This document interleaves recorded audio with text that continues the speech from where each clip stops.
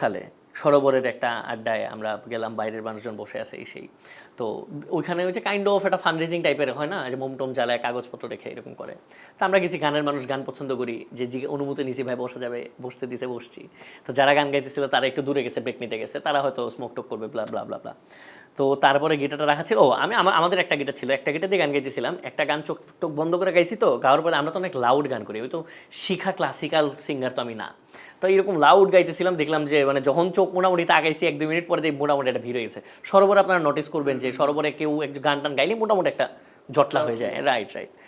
তো এই যে ক্রাউডটা আসছে, এই ক্রাউডটা আসলে কিছুক্ষণ আগে ওনারা গাওয়ার সময় এইভাবে ছিল না, আমাদেরটাতে কেমনে কেমনে জানি আকর্ষণ হয়ে গেছে। তো জানি না এটাকে ওনাদের পছন্দের না কোনো কিছু, একটা তার হলো ছিঁড়ে গেছে, তখন গিটারটা তো পাশে রাখা, এরকম কালারেরই একটা গিটার হবে, কিন্তু ওই এটার চেয়ে হয়তো বা দামি গিটার ছিল। তো গিটারটা নিব করে কনফিউশন ছিল, তারপর মনে হলো যে আচ্ছা নেই, মানে ওনারাও যেহেতু এখানে দাঁড়ায় নাই। তো আমি নিতে নিছি, পা দিয়া লেজিট আমার পা দিয়া বাধা দিচ্ছে যে এই ভাইয়া এটা ধরা যাবে না, বসলে বসে থাকো, নাহলে চলে যাও।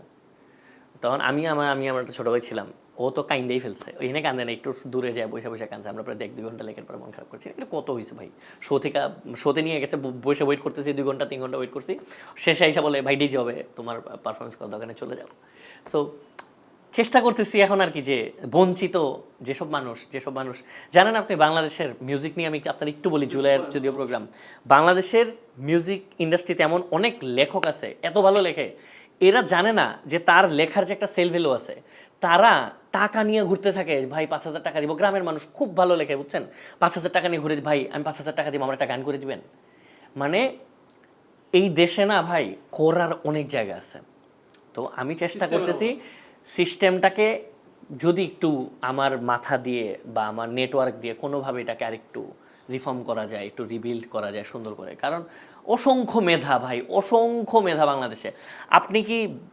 আপনি জানেন যে পৃথিবীতে যে কোনো স্কিলের সেল ভ্যালু আছে, যে কোনো স্কিলের। আপনি গিটার ভালো বাজাইতে পারেন, আপনি ভালো গান গাইতে পারেন, সেল ভ্যালু আছে। বাট বাংলাদেশে ভাই যে যারা এর সুযোগ পায়, ধরুন অনেক ছেলেপেলে আমি দেখি এত চমৎকার, আমার চেতে অনেক ভালো গান গায়, অসম্ভব ভালো গান করে।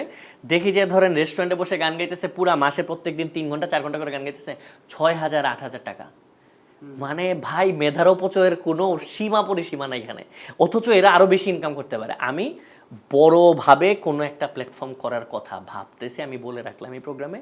এবং আমার বিশ্বাস যে আমি যেটা চেষ্টা করি, আমি এটার একদম খুব শেষ পর্যন্ত আমি একটা ডাইভ দেওয়ার ট্রাই করি, যে আমি যেমনেই পারি আমি কিছু একটা করবো, অ্যাটলিস্ট যদি বাইচা টাইচা থাকে আর কি।